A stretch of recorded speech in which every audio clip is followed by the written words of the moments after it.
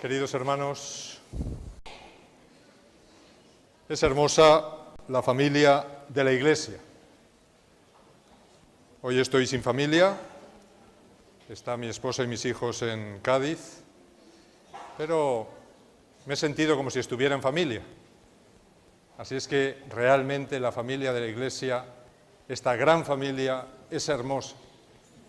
Y es hermoso que nos amemos y es hermoso que nos demostremos ese cariño y ese amor, porque así vamos a seguir creciendo juntos y juntos llegaremos al cielo. Me gustaría invitaros a abrir vuestras Biblias en Mateo capítulo 26, versículo 26. Mateo capítulo 26, versículo 26. Dice: mientras comían, tomó Jesús el pan, lo bendijo, lo partió y lo dio a sus discípulos diciendo: tomad, comed, este es mi cuerpo.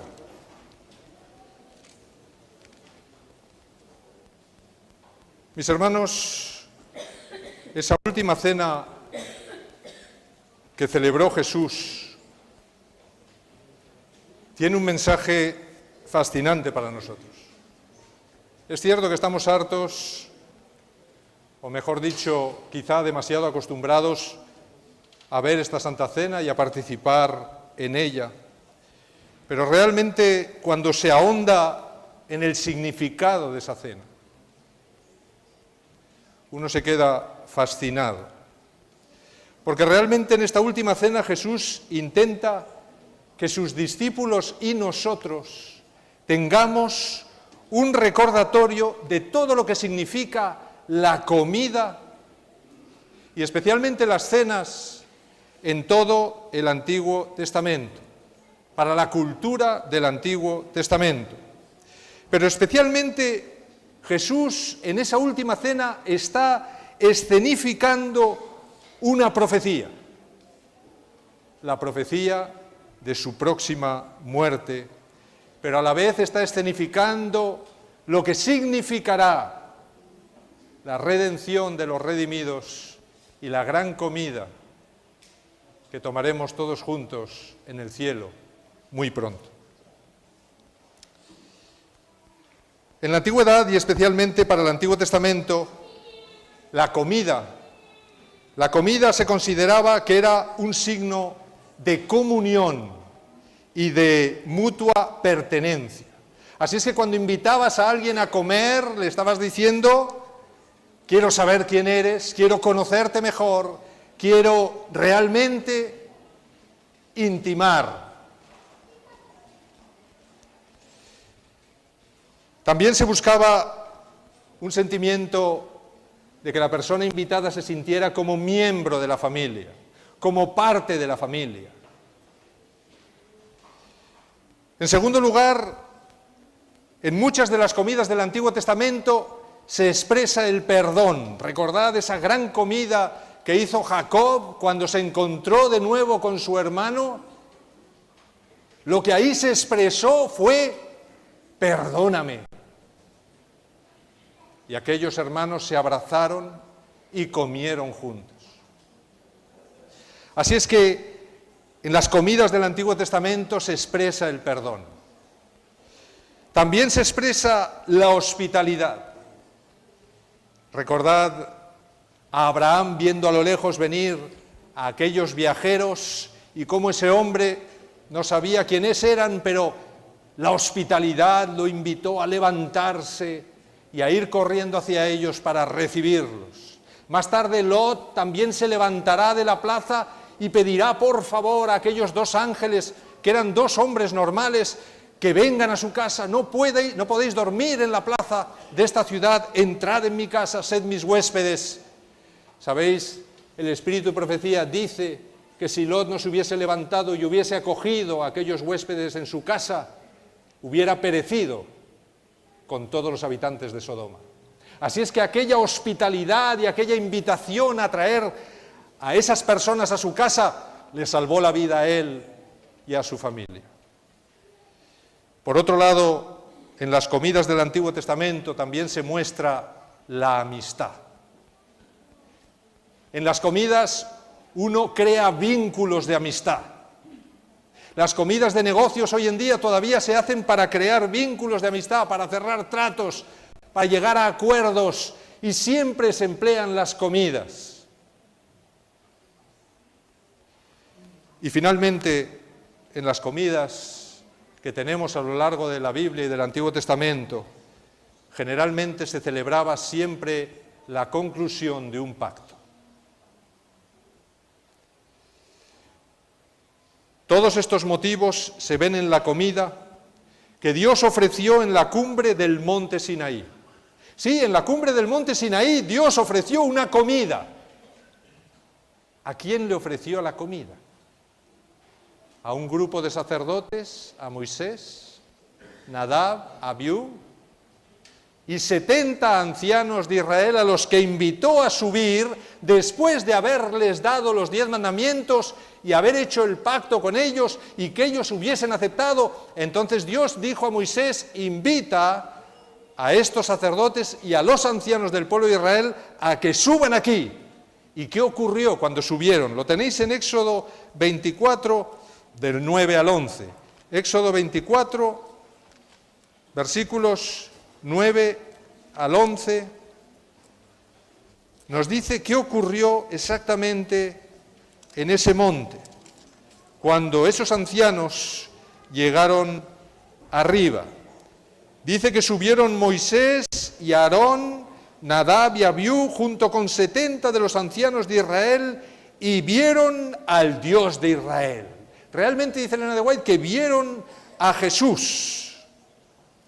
Y debajo de sus pies había como un embaldosado de zafiro, semejante al cielo cuando está sereno, pero no extendió su mano contra los príncipes de los hijos de Israel. Ellos vieron a Dios, comieron y bebieron. Así es que ellos vieron a Dios, comieron y bebieron.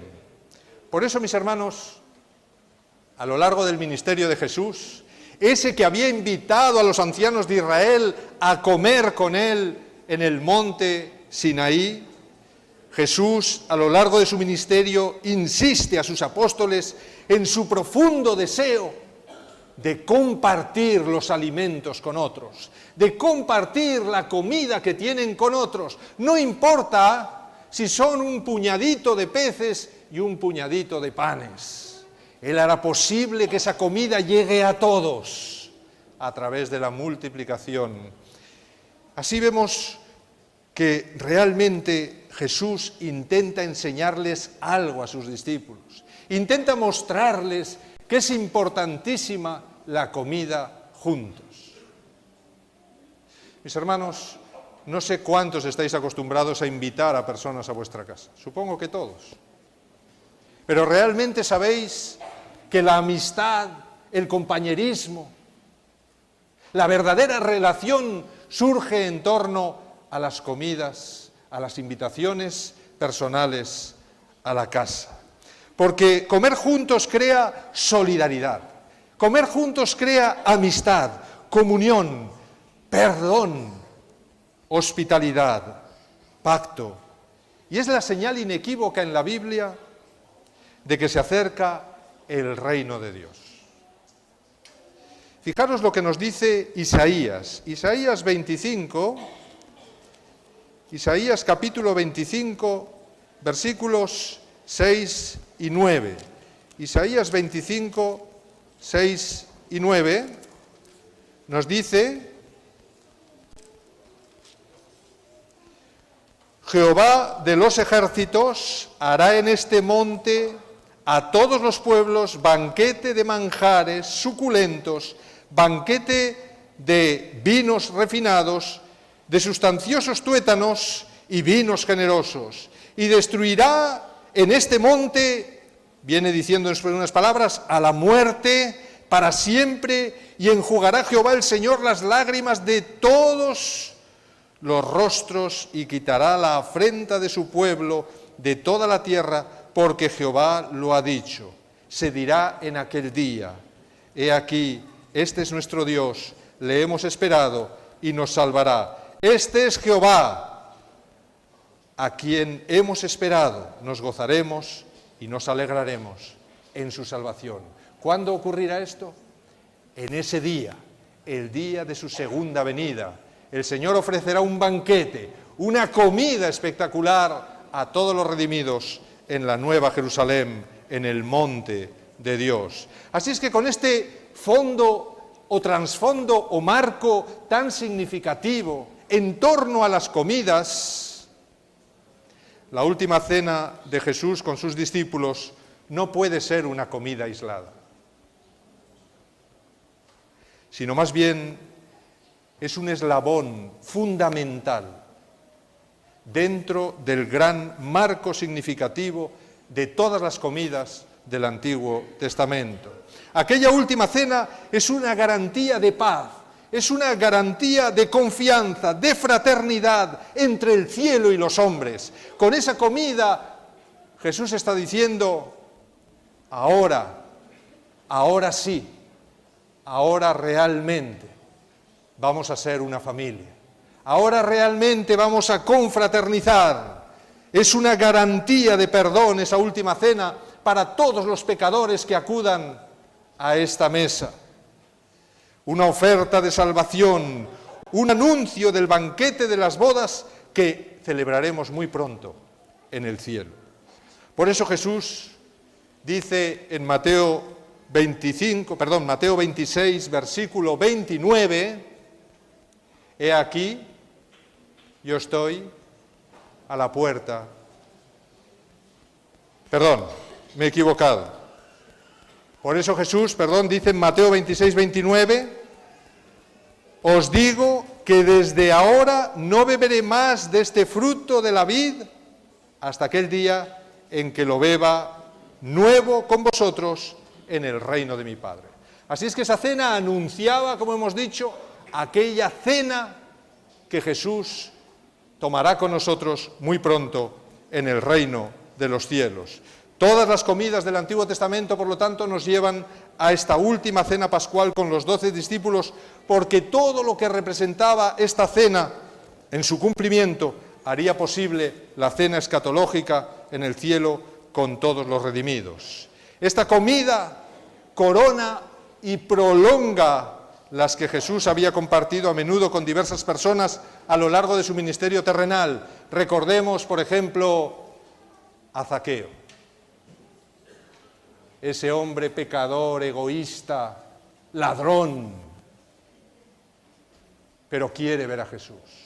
Anhela que Jesús tenga unas palabras con él. Pero ¿cómo un publicano va a lograr que Jesús tenga unas palabras con él? Es imposible. Y aquel hombre se sube intentando pasar desapercibido en aquel sicomoro, ¿verdad? Era bajito, no veía. Increíblemente, Jesús lee el deseo de su corazón, se para debajo del árbol. Nadie se había fijado en él, pero Jesús sí. Y Jesús lo mira y le dice: Zaqueo, baja, que hoy voy a cenar contigo. ¿Y qué logró aquella cena? Aquella cena logró que aquel hombre avaro, ladrón, egoísta, fuese transformado completamente, y Jesús pudo decir al final de la cena: hoy ha entrado la salvación a esta casa. Y aquel hombre prometió que iba a devolver todo lo que había robado y que iba a dar mucho más de lo que había robado. Realmente hubo una transformación en aquella cena. Podemos recordar también la famosa comida que dio Leví Mateo después de que Jesús lo llamara cuando estaba sentado en la mesa de los tributos, un hombre solo y amenazado, que tampoco esperaba que Jesús se parase, lo mirase y le dijese: sígueme. Y aquel hombre lo dejó todo y se levantó de aquella mesa, y lo que vemos es que a continuación está sentado en otra mesa. Ya no es la mesa de los tributos al rey de este mundo, es una mesa en su casa, preparada, una cena, donde ha invitado a Jesús como el principal. ¿Y a quién más ha invitado? A todos sus amigos como él, todos ladrones, embusteros, pero con una sed de conocer a aquel que les puede sacar de la esclavitud del pecado. Y todos fueron transformados. Recordemos la cena en la casa de Simón que terminó con el arrepentimiento y el perdón de María Magdalena, donde ella volcó toda su vida pasada a los pies de Jesús y lloró arrepentida, y Jesús la perdonó. Hoy Jesús en esta Santa Cena nos dice a todos el texto que antes os decía, que está en Apocalipsis 3:20, yo estoy a la puerta y llamo. Si alguno oye mi voz y abre la puerta, entraré a él y cenaré con él y él conmigo. ¿Vamos a abrir esa puerta a Jesús hoy? Vamos a abrirle la puerta de nuestro corazón y vamos a venir aquí a esta mesa diciéndole: Señor, soy como Leví Mateo. Señor, soy como Zaqueo. O soy como María Magdalena. O Señor, hice un pacto contigo, pero he fracasado. He tenido caídas. He resbalado. Pero aquí estoy, pidiéndote sentarme a tu mesa y que tú puedas perdonarme igual que perdonaste a todos los que se sentaron a tu mesa.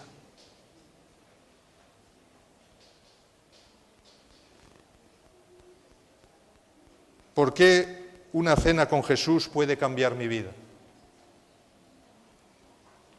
¿Qué diferencia hay de una cena con Jesús a una cena con cualquier amigo? En Mateo 26 nos dice que mientras comían, Jesús tomó el pan, lo bendijo, lo partió y lo dio a sus discípulos diciendo: tomad, comed, este es mi cuerpo. Esta comida sería intrascendente si no estuviese presidida por Jesús. Por eso, después de que aparece la palabra comían, en el texto, Mateo dice: tomó Jesús el pan. Fijaros que el nombre de Jesús en los evangelios significa Salvador. El nombre de Jesús de Nazaret fue dado cuando el ángel Gabriel le dijo a María: y pondrás por nombre Jesús. ¿Por qué? Porque Él salvará a su pueblo de sus pecados. Así es que el nombre de Jesús me indica su misión, pero además se le atribuye algo que hasta ese entonces solo estaba reservado a Dios, y es el perdón de los pecados. Así es que en esta cena, Jesús, el Salvador de la humanidad, se compromete a perdonar los pecados de todo aquel que venga dispuesto a ser perdonado, dispuesto a cambiar. Por eso Jesús dice en la cena, en el versículo 28, este es mi sangre del nuevo pacto que por muchos es derramada para el perdón de los pecados. Antes de su nacimiento el ángel dijo: Él salvará en el futuro. Pero en esa cena,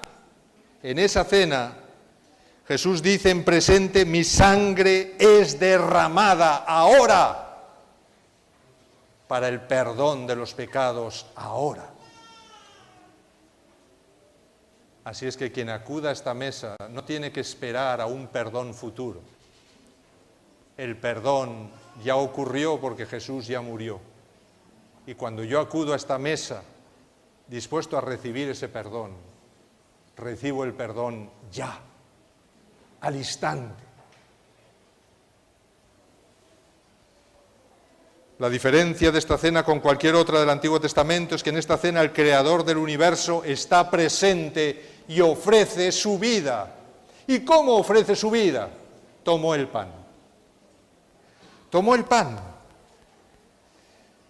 El pan, ese alimento básico para la vida física, pero también para la vida espiritual, porque según ya había dicho Moisés, no solo de pan vivirá el hombre, sino de toda palabra que sale de la boca de Dios, y en ese momento Jesús es la palabra de Dios hecha carne. Jesús dice que ese pan que tiene en sus manos es símbolo de su cuerpo. Luego, en esa última cena, Jesús se ofrece a sí mismo como el pan de salvación para sus discípulos. Pero el texto añade que tomó Jesús el pan y lo bendijo y lo partió y dio a sus discípulos. Tomó, bendijo, partió y dio. Para los judíos, mis hermanos, tomar el pan, cenar juntos, bendecir el pan, no era solamente pronunciar unas palabras que a veces repetimos cuando hacemos una oración antes de comer, casi a veces sin pensar lo que estamos diciendo. Bendecir el pan es reconocer que Dios mismo está en el origen de ese don. Es tomar y bendecir, era reconocer que lo recibían, que recibían a Dios mismo a través de ese don. Era situarse en la corriente del poder divino, de la dependencia de Dios, del reconocimiento de su poder transformador a favor del hombre por medio de la alabanza y la acción de gracias. Y después de la bendición, todos los comensales decían amén. Y entonces el cabeza de familia tomaba el pan y lo partía sin cuchillo, con las manos. Iba entregando un trozo a cada uno de los que estaban en torno a la mesa. Y en ese momento, todos comían ese pan, ese mismo pan dado por Dios, que representaba un don de Dios. Y en ese momento, todos los que participaban de ese pan se constituían en lo que se conocía como la comunidad de la mesa.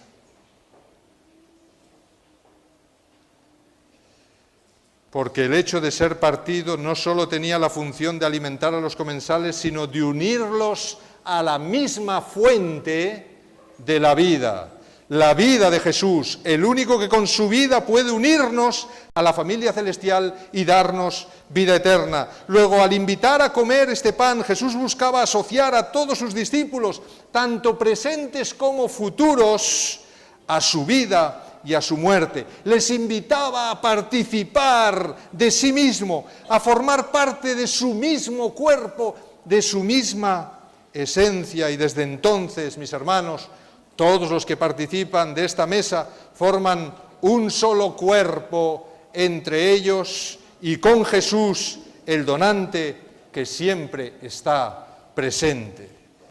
Mis hermanos, hoy, si participas de esta mesa, tú también participarás de esa comunidad de la mesa. Tú también participarás de esta comunión y mutua pertenencia a la gran familia de Dios. En ella, en esta mesa, se expresa el perdón que Dios nos da a través de su Hijo.